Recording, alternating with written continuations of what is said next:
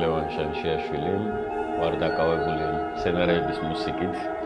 რამდენიმე წელია ვცდილობ და თარგმნი ბუნებას მუსიკალურ ენაზე.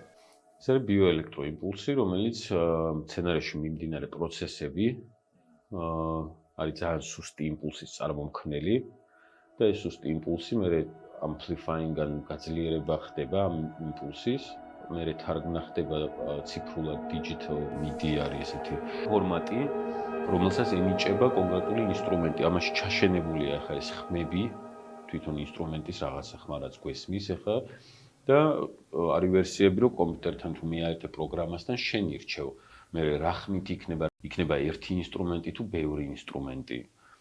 ეს რო იცვლება, ყვითელი არის, როდესაც ეძებს იმპულსს, მას ესე უცვლია ხელს რო ვკიდებ, ნახე ეს ჩემი ხელის იმაზეც მოქმედებს და მწვანე როცა არის, მაგ დროს უკვე გესმის ეს ნათარგმნი ბგერები კონკრეტული ინსტრუმენტით, რომელიც არჩეული გაქვს ამ დივაისში. შენი ელექტროიმპულსები და სცენარის გადაკვეთაში არის და მაგის ცვლილებასაც გითარგმნის ეს დივაისი.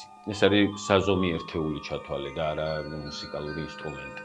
და ზოგადად ქარი, წვიმა, ტენიანობა ყველაზე მეტად მოქმედებს ამ იმპულსების ცვლაზე.